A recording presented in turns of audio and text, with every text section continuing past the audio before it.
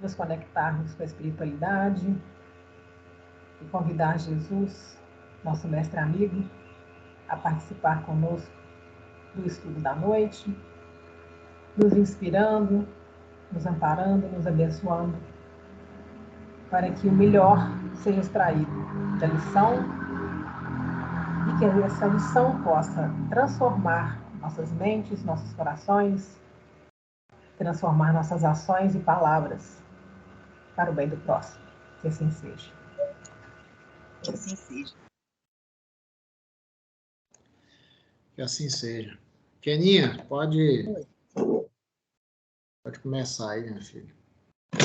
Hoje é o capítulo 10, né? Capítulo 10, o fogo purificador.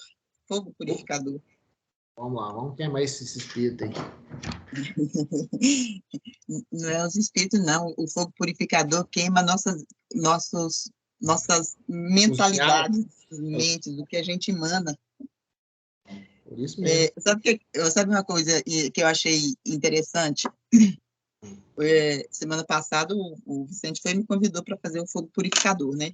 E essa semana, eu estava ouvindo, que eu peço ao Alex para ler para mim um livro do Veludo.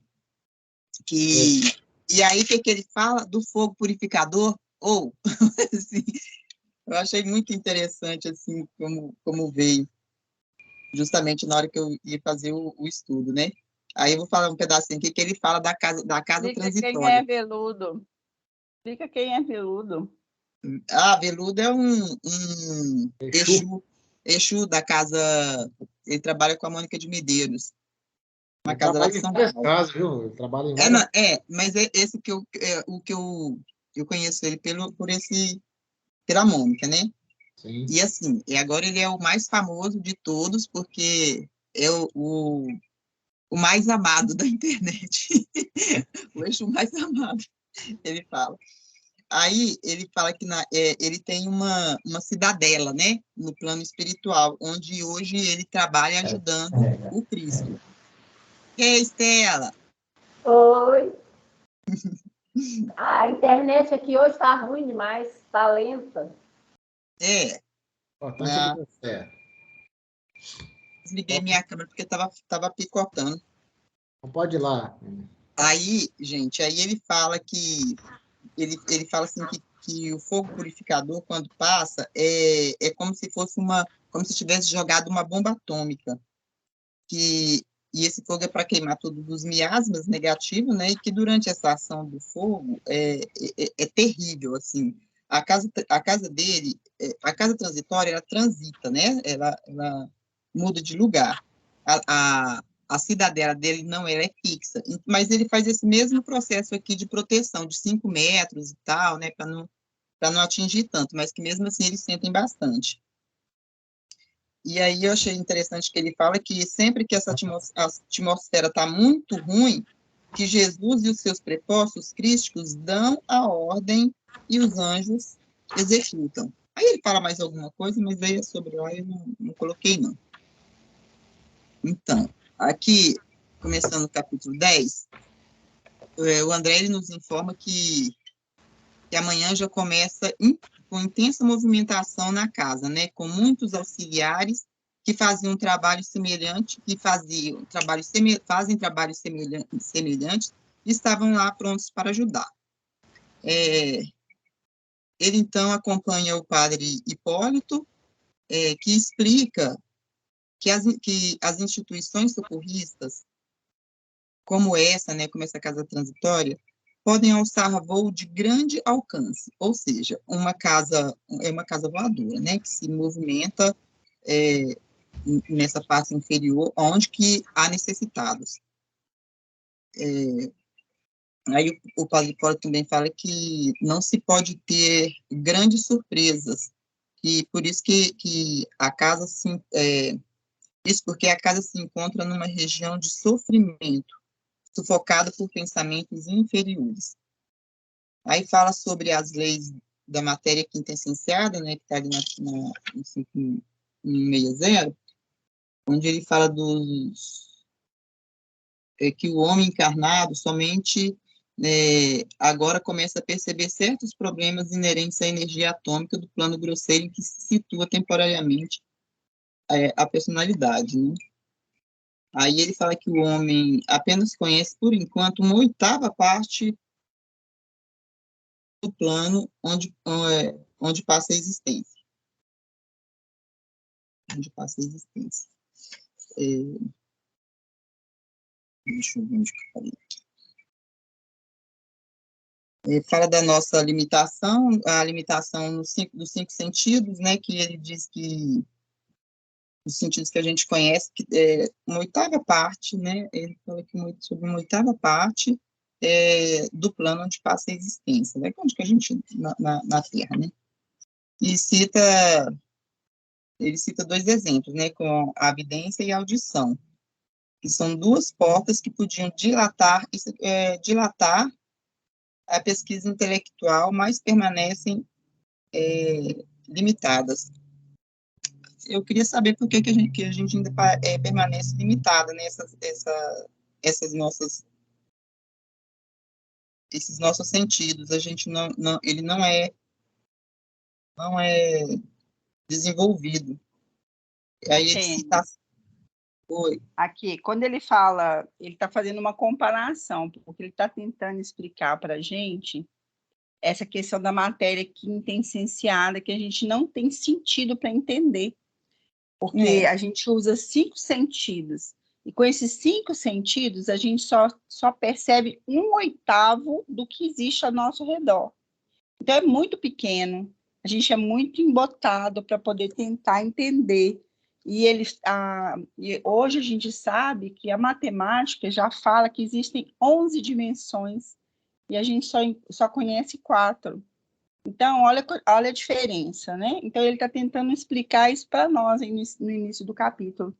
E ele fala que a matéria quintessenciada, ela não obedece às mesmas leis da matéria densa que a gente conhece.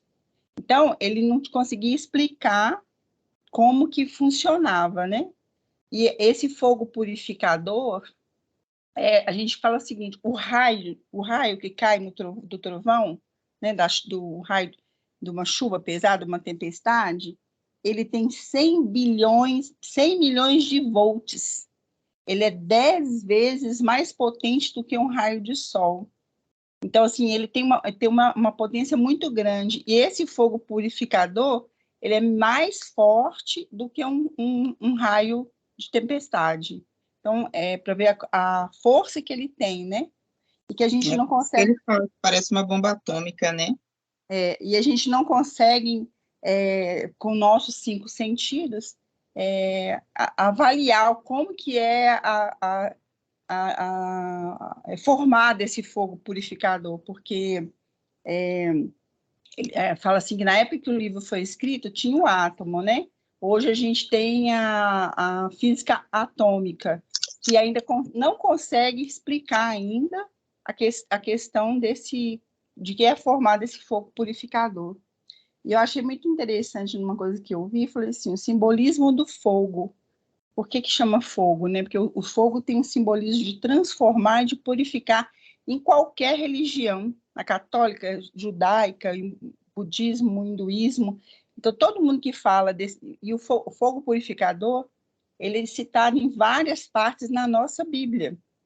Vários lugares fala do fogo purificador, né? Principalmente no Velho Testamento, nesse sentido de purificação e de transformação. E nesse capítulo, ele fala que o fogo purificador, ele vai purificar pela dor. Né? E aí vamos continuar que esse capítulo é muito, muito interessante. Bastante. Ele fala assim também, eu vi falar, a gente vê, tem umas descrições, por exemplo, a gente não consegue descrever o que tem no mundo espiritual. Então, faz uma analogia, por exemplo, quando vai contar sobre círios, as cores das flores em círios, ele não consegue descrever as cores da gama de cor que tem, que é muito maior do que a gente já conhece. E ele fala assim que as cores das flores emitiam sons. Mozart fala, né? A cor das flores emitia som. Ele ouvia som da cor. Então, assim, É muito interessante. E uma coisa que a gente sabe da física também é o seguinte: a gente só conhece 4% do que tem aí no mundo. Os 96% a gente não conhece. E hoje, por exemplo, então, a gente está falando da matéria negra, ninguém sabe nem o que é. Por quê? Porque ela está nesses 96% que a gente não compreende. Então, a gente não tem a menor condição de compreender como que é feito esse fogo purificador, o que é a substância que é composta ele, né? Ele é feito por máquinas, né? Aí, Não, mas que energia que é essa, né? Que é tão potente assim, né? que a gente não conhece.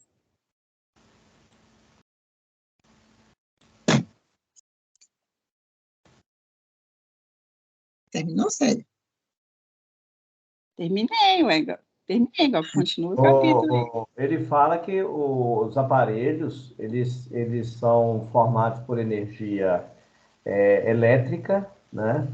E só que a eletricidade que eles captam tá longe da nossa capacidade de entendimento. Inclusive na própria casa transitória de Fabiano, eles usam de eletricidade, não é isso? Mas não da forma que nós captamos aqui, em razão do que a Célia citou e que está no livro, sobre a energia quintessenciada. Então, foge ainda aos nossos conceitos aqui, né?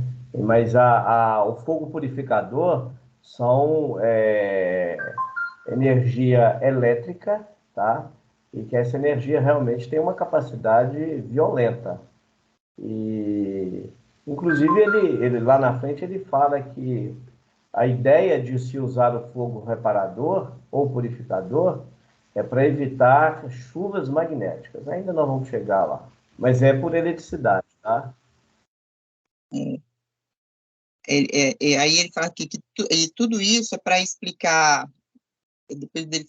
Tudo isso é para explicar que a movimentação da casa transitória dá muito trabalho, né? É trabalhoso, que eles vão se utilizar de motores elétricos e também da prece. Olha para você ver, né? Assim, uma coisa bem uma contrária da outra, né? Padre Porte chama a atenção para a utilização dos recursos sacrificiais.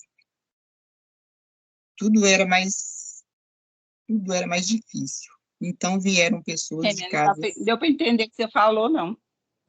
Não, ele chama atenção para a utilização de recursos que eram assim, sacrificiais para as pessoas, né? Tipo bem puxado, né? Bem puxado, que tudo era mais difícil. Então, e também que veio pessoas de casas semelhantes para ajudar, né?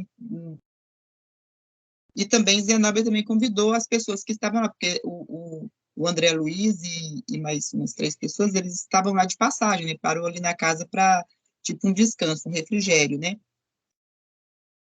E eles também foram convidados.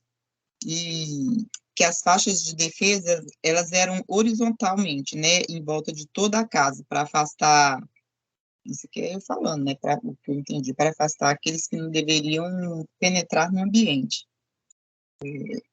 Aí a Zenóbia e os administradores da casa pede para todos que se mostrassem transformados, fossem... a Zenóbia, ela fala para os os administradores, pede para que eles acolhessem todos que se mostrassem transformados.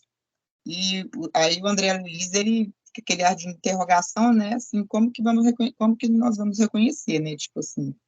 E ela explica que quando a pessoa muda, vai ter uma aura nela, uma aura de luz, né, uns sinais luminosos.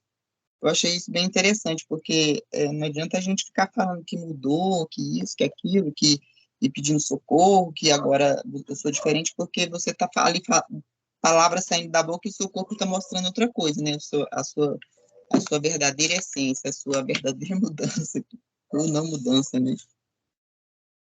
Ok, eu queria fazer um parêntese aí, que eu achei uma coisa muito interessante, que no livro anterior que a gente leu, né, Missionários da Luz, fala sobre essa questão da transformação do perispírito, que quando o Sigismundo e a Adeline e a Raquel vão conversar no plano espiritual o Sigismundo se ajoelha e pede perdão para o Adelino, era tão sincero aquilo que ele estava fazendo que o perispírito dele se transforma, né?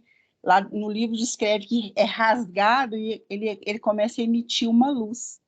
E aí a Zenobia fala disso, dessa luz que a pessoa que está resignada e realmente arrependida, o perispírito dela vai se transformar, né? E em Mateus 5, fala assim, brilha a vossa luz, porque a gente pode fazer essa luz brilhar de acordo com a mudança nossa de comportamento, porque o nosso perispírito ele vai mudar de tom, né? Eu achei isso muito, muito legal, de ter lembrado disso lá do Sigismundo, né? Mostrando que vai realmente acontecer essa transformação pela sinceridade da pessoa se sentir que está culpada, que está arrependida do que fez, né? E outra coisa que eu achei muito legal também foi que esse muro que tem em volta da casa, ele parece é como se ele fosse tipo uma cúpula, né? Eletromagnética que impede adentrar outros espíritos que não estão autorizados a entrar na casa, né? E aí, por que eles não estão autorizados a entrar nessa casa? E por que a casa transitória vai ter que se mudar de lugar? São duas perguntas que eu acho que o grupo a gente poderia falar sobre isso, né? Por que a casa transitória ia ser movimentada? E por que tinha esse muro eletromagnético que impedia algumas pessoas de entrar naquela casa se ela estava numa região densa e é uma casa para acolher pessoas que estão na região umbral mais denso, né? Então, sabe o que isso me lembrou? No livro Nosso Lar também, quando aquela mulher cheia de manchas negras está lá pedindo para entrar, e o André Luiz e mesmo a enfermeira ficam apiedados dela, só que ela chama um superior e aí ela consegue ver as manchas de pessoas, de serzinhos que ela matou, lembra? Isso aqui me lembrou essa passagem no Nosso Lar. É um dos motivos, né? Porque a pessoa pode estar falando que mudou, que quer entrar igual eles. Só que eles foram grosseiros também, né? Aqui, né? Queria entrar de qualquer jeito, já querendo detonar todo mundo. Aí a pessoa não entra por quê que ela não pode entrar na casa transitória? Por que existe essa couraça que protege a casa? Porque as pessoas a pessoa tem que estar no mesmo padrão vibratório. Porque se ela entrar lá dentro com um padrão vibratório muito desconexo, todas as casas, né? Todas as colônias, você tem que estar a gente fala que é o tal do passaporte, né? Que precisa de entrar. Qual que é o passaporte? A pessoa tem que estar vibrando na mesma sintonia, porque senão ela vai desorganizar aquele lugar, né? Energeticamente. E a proteção Zenobia já instruiu lá no começo, né? A Zenobia instruiu no começo, né? A pessoa tem que estar com... como você vai enxergar quem pode entrar, né? Mas para a pessoa não entrar, se ela não tiver no mesmo padrão vibratório de dentro da casa, ela não pode entrar, porque senão ela vai perturbar as energias da casa, né? E a casa tem que mudar de localização no umbral, por quê? Porque eu imagino que ela vai onde necessita, né? Onde pessoas estão precisando. Imagino eu. Ô, Célia, e como é que seria essa mudança dessa casa no umbral? Como é que eles fazem isso, hein? Gente, deixa eu falar um negócio. Eles vão explicar como é que é a mudança no capítulo, mas por que muda, né, Vicente? Vicente falou. Deixa a Kênia, porque acho que a Kênia estudou e ela, pelo que eu estou vendo aqui, ela está sintetizando. E como a lição é uma lição muito importante, eu acho que a gente pode voltar depois aí nos pontos aí, que eu até marquei aqui no livro, para a gente poder dialogar. Mas eu acho o seguinte, que inclusive pelo que eu li aqui, e quando ela fala aí da reunião com os, né, do convite que ela faz, que ela parou exatamente nesse convite, e aí ele já está bem lá na frente do livro. Então eu deduzi que a Kênia está sintetizando, né? É claro que tem um monte de pontos super importantes aqui, principalmente no início do livro, aqui, que a gente pode discutir, que seria muito bom, até para a gente entender a questão de evidência, apesar que citou aí, mas não aprofundou muito. Por que nós não usamos nossa evidência? Né? Ele fala que grande parte das descobertas que existem na Terra depende da evidência e da clarividência. Nós não usamos nada disso aqui. Por quê? Porque nós vivemos num padrão extremamente materialista. Quando ele fala de matéria quintessenciada, de que é formado, por que a grande maioria dos espíritos que vêm do plano espiritual, e não são espíritos iluminados, eles não são vistos por aqueles desencarnados que estão aí no dia a dia na rua? Então, eu acho que seria bom a Kênia, pelo que eu vi, ela estudou aí, deve ter sintetizado o estudo, e então vão permitir que ela vá. Primeiro, a gente sabe, a Célia perguntou aí, a gente precisa entender o seguinte: o próprio nome diz casa transitória. Essa casa transitória é como um aparelho, tá certo? Ela funciona como um aparelho, inclusive ela tem uma forma piramidal, e que quando as zonas purgatoriais, onde ela está e muitas outras casas estão, começam a ter uma densidade de pensamentos humanos muito grande, e começa a ficar tão denso o ambiente que torna-se difícil o movimento nesses ambientes, movimento de trabalho pelos espíritos. Além disso, essa condensação de energia, ela é tão complexa que ela cria chuvas magnéticas que poderiam trazer, inclusive, não permitir que os trabalhadores circulassem por ali. Em razão das condições que existem nas zonas purgatoriais, todo o trânsito que é feito entre as casas transitórias e a terra propriamente dita, onde vão realizar os trabalhos, isso eles fazem a pé. Por quê? Por causa da densidade do ambiente. Eles não conseguem, eles podem até volitar, mas é mais difícil, isso está em outros livros aqui. Então, essas casas saem do lugar para que o fogo reparador passe e queime as formas de pensamento.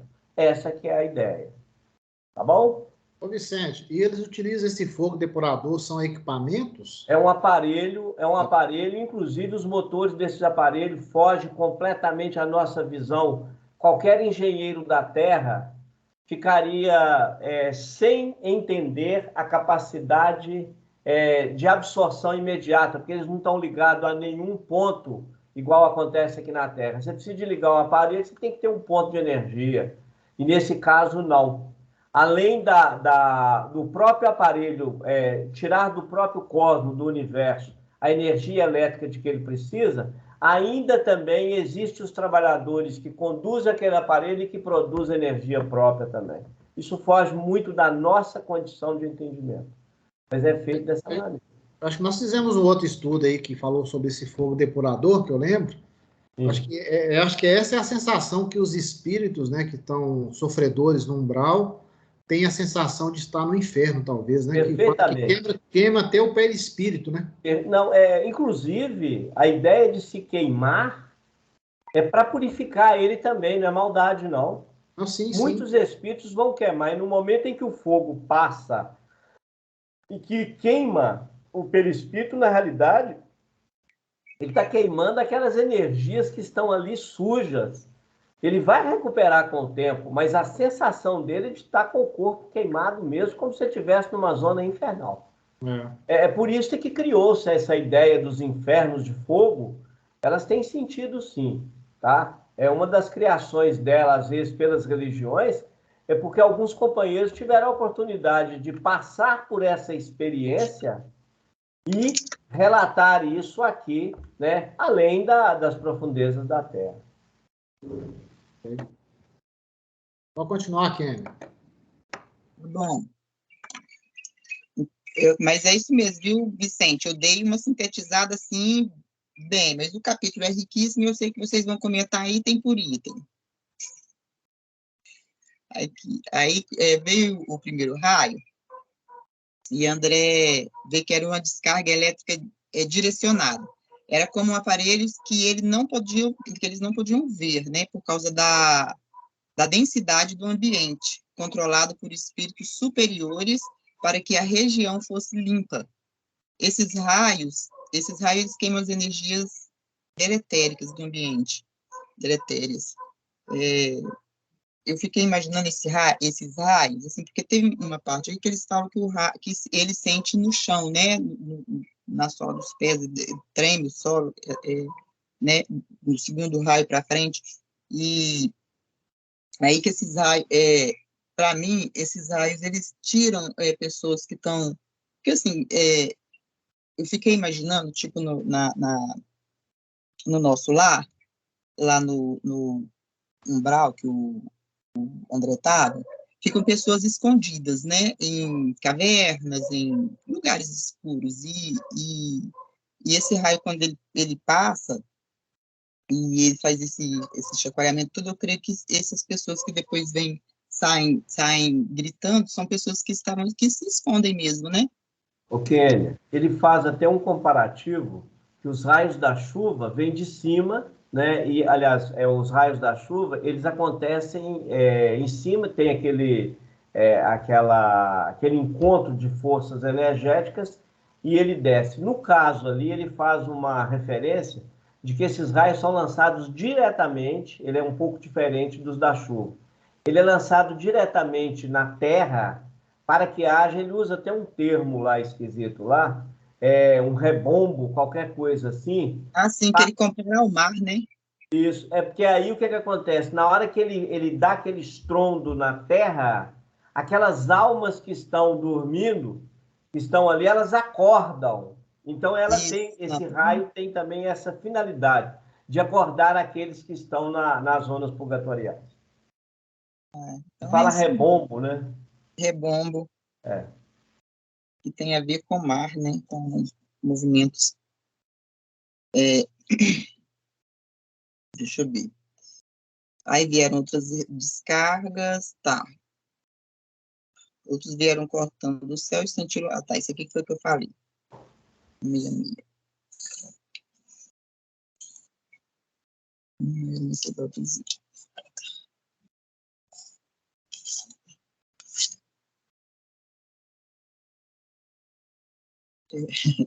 É que eu acho engraçado que a Luciana, que é uma trabalhadora, e quando eles estão lá, nessa hora que depois desses raios, que vem esses seres, esqueci de pegar uma água, peraí.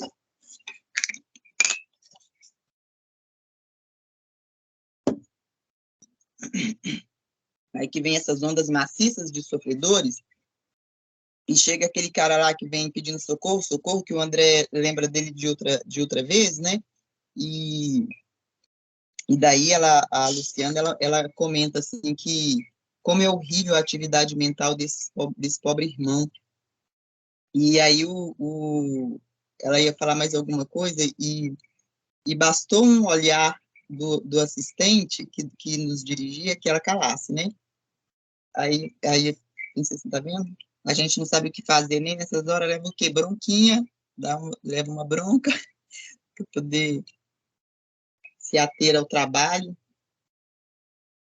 E aí tem uma parte aqui que eu gostei bastante também, que quando depois que vem esses seres que não despertaram ainda, e começa a chegar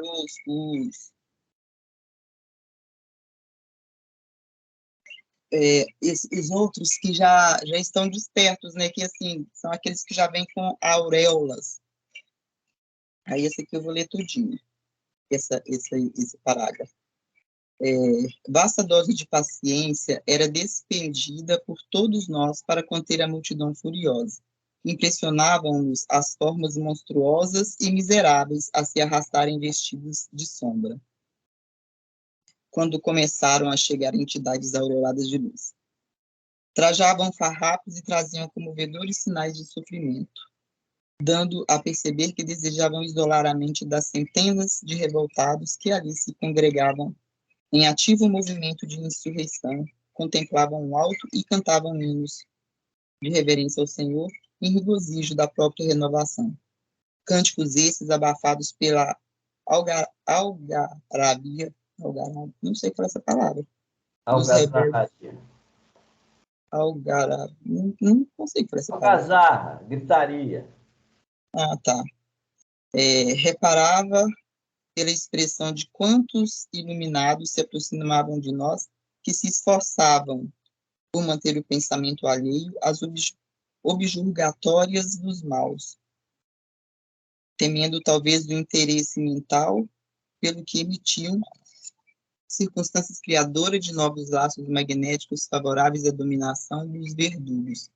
Intentavam, por isso, alimentar o máximo desprendimento dos apodos, zombarias, que lhes eram lançados pela turba malévola e impertinente. Formavam agrupamentos de formosura singular, sublimes quadros de paraíso, no inferno de atrozes padecimentos. Vinham de mãos entrelaçadas como a permutar energias a fim de que eles aumentassem a força para a salvação, no minuto supremo da batalha que não tinham, talvez desde muito antes. Então, aqui, eu achei isso muito bonito, porque, assim, eles se uniram para conseguir chegarem juntos, né? Foi uma forma que eles encontraram para chegarem junto, e esse canto que eles cantavam ao Cristo era para manter a mente ocupada naquele pensamento elevado, para não dar ouvido ao que os outros estavam falando, né? Porque eles ainda estavam tentando, e talvez se eles prestassem atenção, poderia, assim, tipo, dar uma caída do pensamento, né? E aí poderiam não entrar na casa. E aí foi um momento de despertar a fé deles também, né, Ken? Sim. Porque essa união, esse entrelaçamento que eles fazem ali, eles acenderam a luz da esperança. Quando Ezequiel fala que nós temos que ser agentes da esperança, naquele exato momento ali, eles de mãos dadas e unindo suas forças, eles conseguiram acender a sua própria luz e serem vistos. Por isso eles foram recolhidos na casa transitória. Eles estavam dispostos a essa transformação, né? Sim. Para se acolherem ao asilo de Fabiano, necessitavam pousar frente a nós. Aí isso aqui eu achei bem interessante também, porque eles tinham que pousar em frente a eles, né? Para abrir-se passagem prazerosa. Entretanto, para alcançar o átrio da instituição, eram compelidos à quebra de corrente de energia magnética recíprocas, mantendo-se de mãos separadas, e os recém-chegados, em maioria, desvencilhando um dos outros, rombavam que enfraquecidos, prolongado esforço. O esforço era tanto que ao chegar, eles caíam, né? E é bom a gente dar uma parada aí também e repensar. Olha que interessante. Vamos trazer isso para o nosso dia a dia. Como que a espiritualidade nos reconhece no dia a dia? Olha para você ver. Na casa transitória, para aqueles espíritos que estavam nas zonas purgatoriais serem recambiados para um tratamento, eles foram reconhecidos pelas vibrações. Porque anteriormente ela fala, vocês vão ver que há um foco de luz em torno do corpo deles. Por quê? Porque eles já estão com o pensamento melhorado. Não é que eles estão iluminados, não. Mas já existe uma forma de luz ali acendendo na questão do corpo espiritual. Aí eles são recolhidos, tá certo? Agora, olha que interessante. Como que quando nós estamos nas reuniões, como que os espíritos, no diálogo que tem conosco, como que eles nos reconhecem? Como que eles sabem do que está acontecendo conosco? Porque nós estamos acostumados muito com aquilo que nós vemos, não é isso? No nosso dia a dia e tudo mais. Então, nós conseguimos, por exemplo, esconder alguma coisa de alguém na Terra, mas nós não vamos conseguir esconder nada de ninguém no plano espiritual. Se nós trocarmos em miúdo, aqui no início, ele fala que, apesar dela não ter citado isso, né, das grandes dificuldades que nós ainda temos aqui, Porque quando nós pensamos, quando nós falamos, nós precisamos de quê? Nós precisamos de condutor para que isso chegue nos ouvidos dos outros, para ser decodificado, né? E no plano espiritual não tem isso mais, a dimensão é outra. Mas isso você está falando de reconhecimento aí, igual a Kenny citou a questão lá do nosso lar.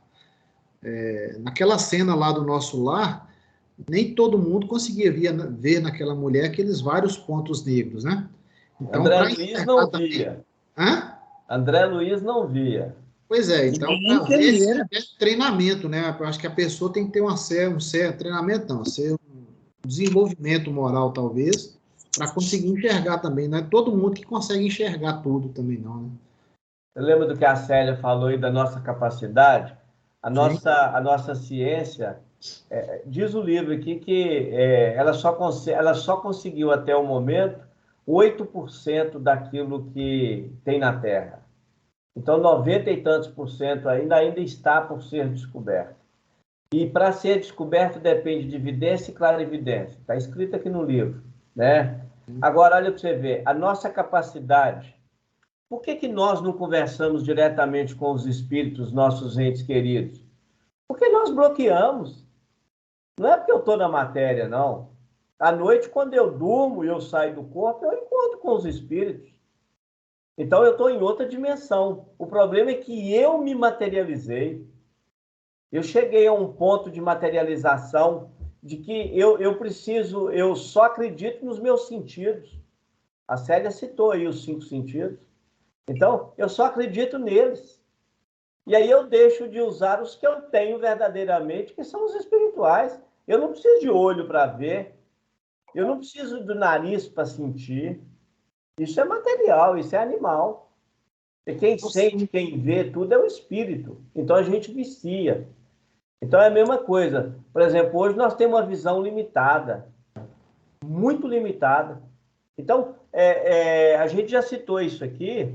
Vocês estão lembrados quando o André Luiz desce, logo depois que ele é recolhido nas zonas, em nosso lar, e ele desce na Terra, e ele vai no Rio de Janeiro, ele é levado até a casa dele, e ele vê um monte de pessoas, muita gente andando pelas ruas. Aí os anos passam, depois ele volta. Quando ele volta, ele já não vê mais aquele quantitativo de pessoas que ele via. Aí um dia a vibração dele cai por qualquer razão lá, a rua estava lotada de novo, e ele questiona o mentor. Mas por que eu estou vendo essa quantidade? Ele fala assim, por causa da sua faixa de vibração. Você caiu tanto sua vibração mental que você está descendo a um nível extremamente baixo. Olha que interessante. Agora, como é que nós vivemos aqui na Terra? O nosso nível de pensamento, ele fica assim, ele fica oscilando. Alto e baixo, alto e baixo, alto e baixo. Então, tem hora que nós estamos no inferno, tem hora que nós vamos para o céu. E na grande maioria das vezes, nós estamos no purgatório, porque é estado de consciência. É isso? Então, é onde a gente precisa realmente entender aí. Eu falei que esse capítulo, se a gente souber usar ele é extremamente interessante para nós trazermos isso para o nosso dia a dia aqui da Terra. A Isabel levantou a mão, quer falar, Abel? Sim. Vicente, então todos nós temos capacidade de vidência? Todos nós temos vidência, clarividência, audiência, clareaudiência. Então, olha só, sabe por que às vezes eu fico... Então, é porque nós somos muito materialistas que nós não conseguimos ver, né? Além do que os olhos físicos, né, nos permitem. Seria isso. O nosso materialismo... Jesus, no Evangelho, fala assim, tirei a trave dos teus olhos, tirai as traves dos teus olhos. E por que então, assim, tem pessoas também que são muito materialistas e que têm evidência? Não. Isso é outra coisa. Escuta só, nós estamos falando de uma evidência. Nós estamos falando de uma evidência aqui. Todo mundo sonha. Todo mundo à noite. Por exemplo, quando você encontra com um ente querido através do sono físico, você está usando a vidência, mas olha que interessante. Você está usando de uma vidência nata. Você está usando de uma audiência nata. Tanto é que você não ouve vozes. Não existe vozes no além. Quando nós estamos dormindo e que nós reencontramos com os entes queridos, nós conversamos com eles mentalmente, mesmo eles estando numa situação diferenciada, uma situação até precária, mas a gente conversa mentalmente. Por quê? Porque a dimensão é outra. Ele está falando isso aqui no livro, é outra dimensão. Então, ele não vai ouvir a sua voz igual vocês estão me ouvindo aqui agora. Por quê? Porque o espaço não é preparado, a dimensão não é preparada para isso. Nós estamos numa dimensão extremamente materialista. É por isso que se forma a voz. Né? A Célia lembrou aí, por exemplo, do que ele cita aqui sobre a flor, né? E ele fala aqui dos raios do sol, que nós só conseguimos ver aquilo dos nossos sentidos, que são 5 cores. Agora, nós não conseguimos ver o violeta, o ultravioleta, outras cores, o índigo, que a gente nem consegue ver. Olha para você ver. Por quê? Porque nós estamos tão ligados, nós estamos tão presos aos nossos interesses materialistas, que nós não conseguimos usar a nossa vidência. E quando eu digo de vidência, no sentido amplo. Quando eu digo de audiência, por exemplo, ouvir.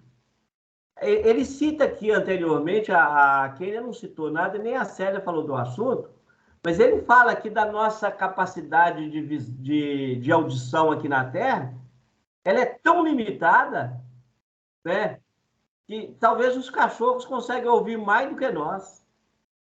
Tem os animais que conseguem ouvir muito mais do que nós, por causa do nosso materialismo. E eu fiquei em dúvida exatamente nisso. Ele fala que a vidência e a audição, as duas portas que lhe podem dilatar a pesquisa intelectual, permanecem excessivamente limitadas. Ou seja, podem dilatar a pesquisa intelectual. A gente pode desenvolver, né, intelectualmente através dessa vidência e dessa audição. Aí eu fico pensando assim... Isabel, tudo é o conceito que nós temos de vidência. A gente precisa de entender o seguinte, o que é que nós entendemos? Que vidência é quando nós estamos vendo com os olhos alguma coisa. Quando eu digo que todos nós somos videntes, é porque nós vemos com a alma. O verdadeiro vidente não é aquele que vê com os olhos físicos, não. Raramente você vai encontrar um vidente que vai conseguir ver com olhos da matéria, ele vê com os olhos da alma. Sabe por quê? Primeiro, todo espírito desencarnado está em outra dimensão. Lembrando que, gente, nós estamos no planeta Terra, mas o planeta Terra tem dimensões. Nós temos várias dimensões desse planeta. Agora, em qual dimensão esses espíritos estão? Eu posso ser um vidente, por exemplo, e não ver um espírito e ter um outro vidente dentro da sala que pode ver aquele espírito. Porque, às vezes, a dimensão que aquele espírito está tão baixa e que a minha está um pouco mais alta. Eu não consigo ver e nem ele consegue me ver. Então, a vidência não é questão de olhos físicos, é questão de alma. Então, por exemplo, quando um camarada está dentro de um laboratório e que ele está fazendo pesquisas, que ele fala de intelectual, né? O que está acontecendo? Ele está usando de vidência. É uma vidência espiritual. E se ele não usar da clareaudiência espiritual, como que a espiritualidade vai ajudar ele no progresso das pesquisas terrenas? Porque a espiritualidade não dá tudo, ela dá detalhes. A gente tem que esforçar para fazer as conquistas. Porque se eles derem tudo pronto, nós vamos ficar só na espera deles. Então, não é assim que funciona. Então, eles vão te dando algum ponto, você vai trabalhando ele, e isso acontece através de vidência. Só que, como é nós espíritas que falamos muito de vidência, de clarividência, então fica a parecer para todo mundo que vidência é ver só espíritos. Não. Vidência é você transcender. A partir do momento que você está transcendendo, você está usando de vidência. Você está saindo de uma dimensão para outra, você está usando vidência. Você te coloca num veículo aqui, te leva lá para Marte, você vai usar a sua vidência. Você não tem corpo lá para ver. E isso é tão interessante, Isabel, que se nós sairmos da Terra hoje e formos para Marte, nós temos que usar um perispírito ligado a Marte. Então, como nós não temos capacidade de alterar nosso perispírito, como Jesus faz todo mês, né? Como diz a espiritualidade, o que acontece? Aí nós temos que usar aparelho. Então você é levado a Marte ou em outro planeta usando um aparelho. Mas você fica ali dentro daquele aparelho, vendo tudo, mas você está usando sua evidência. Não deixa de ser, porque você mudou de dimensão. Entendi. Vai lá, Kenny. Mas Kenny já não está tomou quase água. acabando. Pode Ô, falar Sérgio, pra gente pode aqui, falar, semana não que está vem tem proibido mais. falar, não, Sérgio. Pode falar, Kena. Semana que vem tem mais para você. Eu já sei. E olha que eu tentei sintetizar. Tentei não, Ah, sintetizar. Vicente descobriu antes, tá vendo? Tá vendo? É. Semana que vem tem mais. Eu perdi aqui a conexão e entrei como um usuário convidado.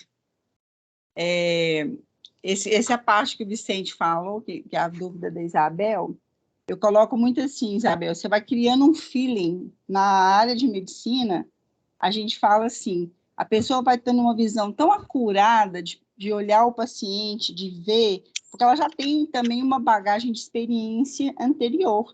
Então, toda essa experiência que você vive, ela vai ficando guardada. Então, igual a mãe com o filho, por exemplo. Às vezes o filho não fala nada, mas você percebe que ele está triste, você percebe que tem alguma coisa errada, uma criança, né? Então, isso aí é uma clarividência, não deixa de ser. A gente chama isso como intuição também, né? Mas essa acurácia, esse feeling que você vai criando, o engenheiro, ele chega numa obra e vê que tem uma coisa errada, que o mestre de obra está fazendo bobagem. Ele só bateu o olho e ele vê, fala, olha lá o que você fez, porcaria que você está fazendo. É porque você vai tendo essa acurácia aí, estou falando a nível de profissão, porque essa habilidade vai se apurando, né?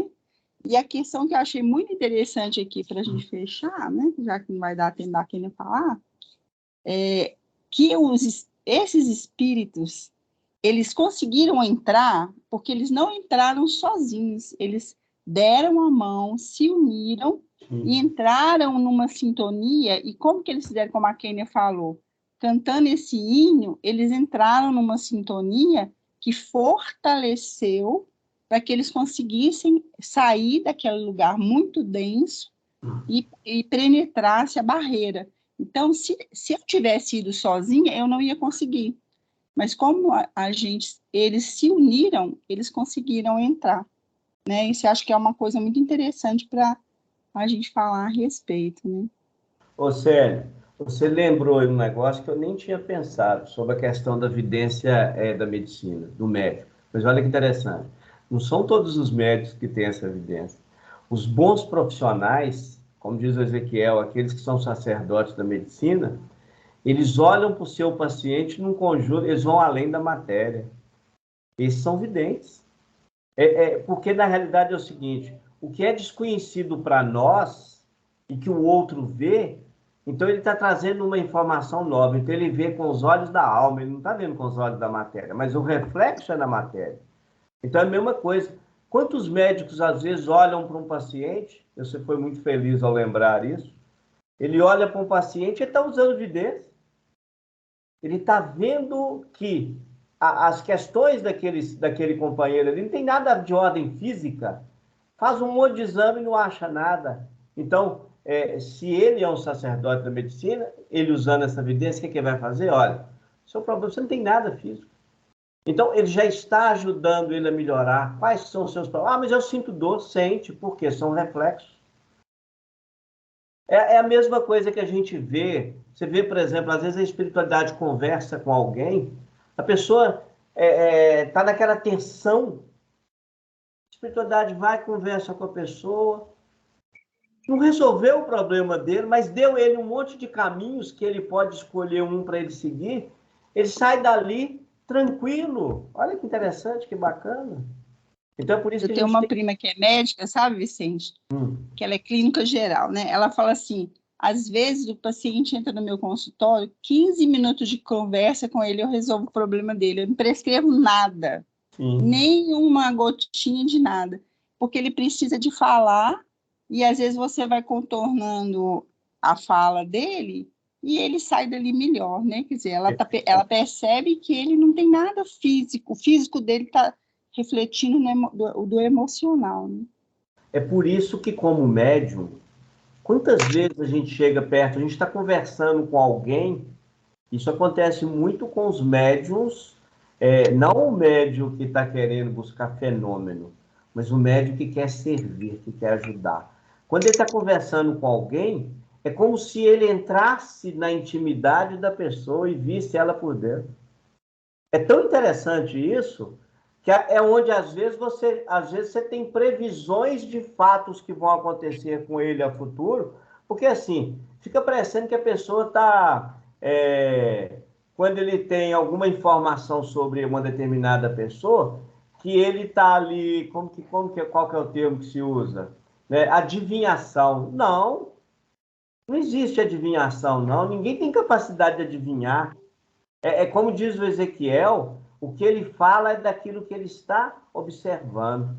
Então, a nossa forma de viver hoje é o reflexo do que nós vamos passar amanhã. Diz a espiritualidade que eles podem prever alguém com câncer para daqui a 10 ou 20 anos, de acordo com a vida dele hoje. Então, é por isso que a gente realmente tem que começar a trabalhar essas questões, né, de fazer o uso dessas ferramentas que nós temos. Eu até sugeri a Kênia, porque logo em seguida já vai entrar quase que no capítulo da transferência da casa transitória, né? E então eu sugeriria a ela que fizesse até um apanhado maior nessa primeira fase aí, e que trouxesse uns outros pontos aí para a gente conversar aqui, que seria muito importante, porque ele é um capítulo que a gente pode tirar muita coisa de lá aqui para o nosso cotidiano.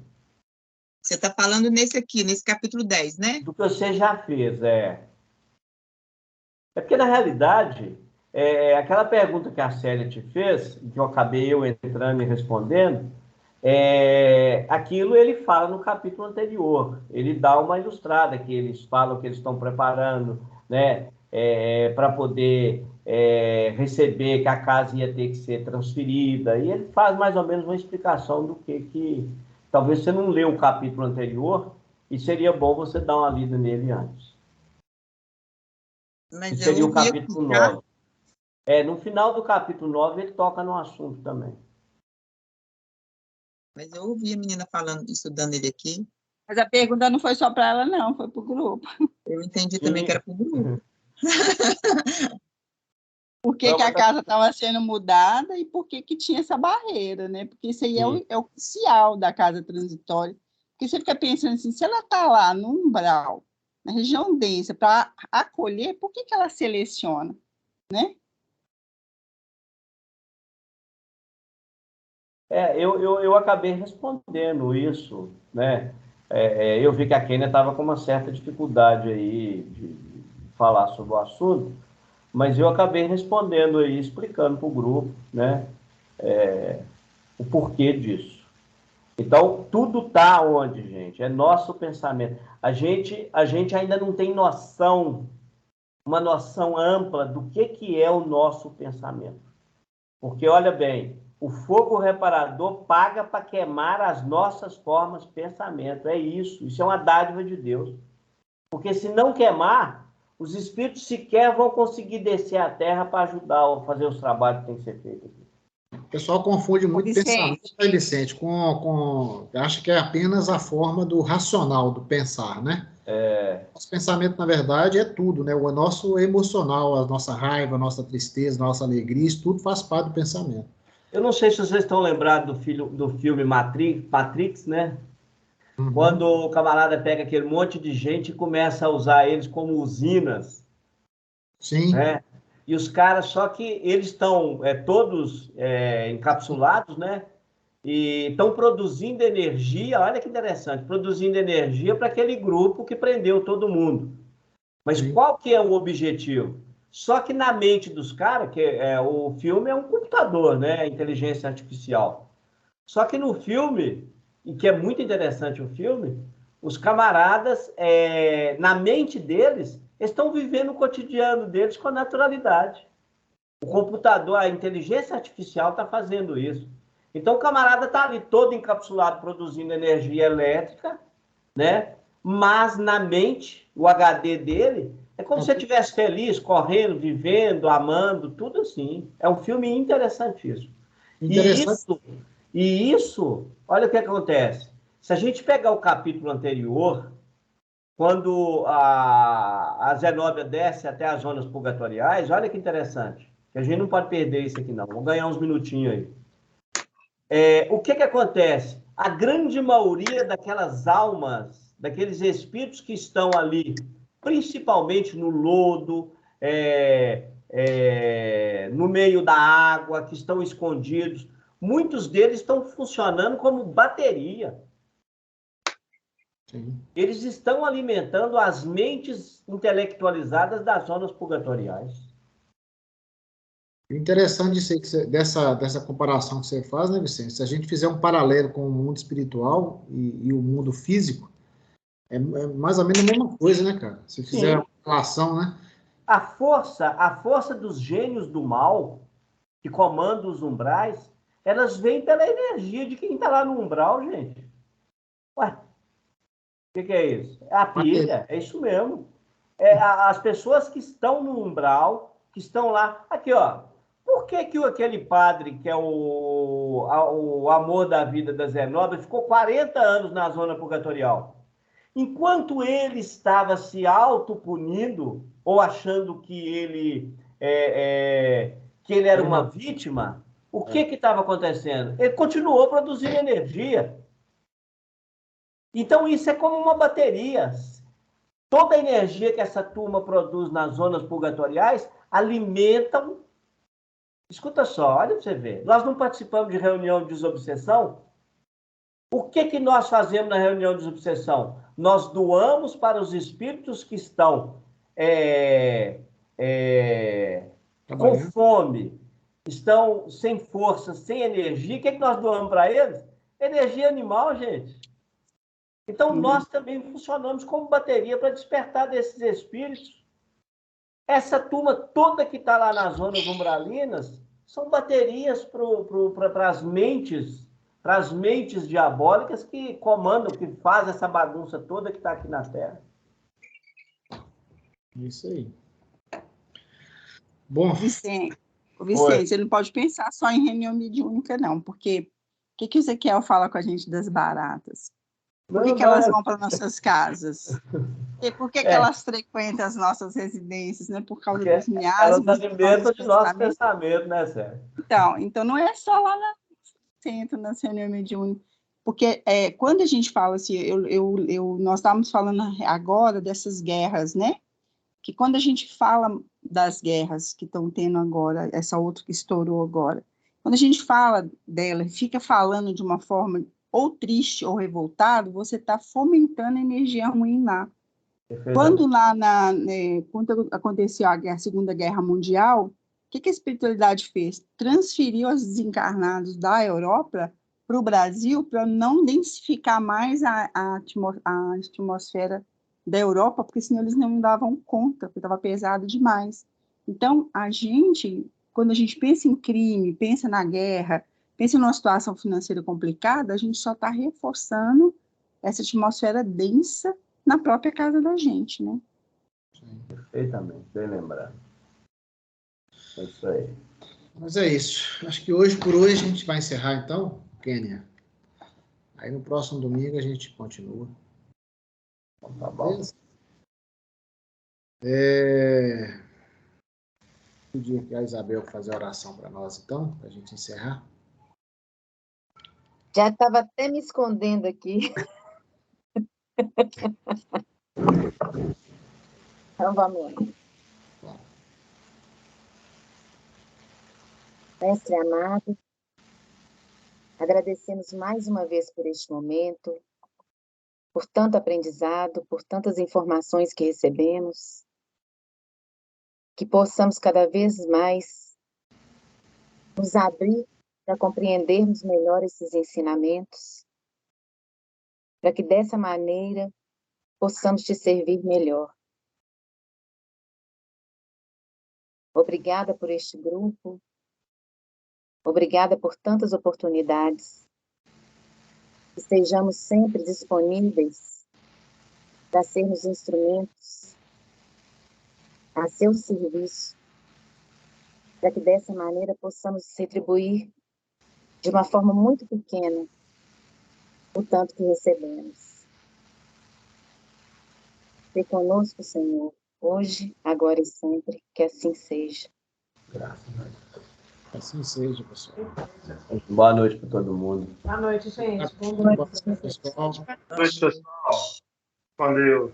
Até a próxima. É domingo. Ô, Wilker, Oi. um tanto de gente aqui falou que não conseguiu entrar, o pessoal lá tentou entrar também, não conseguiu, não. Eu vi lá no grupo. Eu vou para a próxima, eu vou ver se eu crio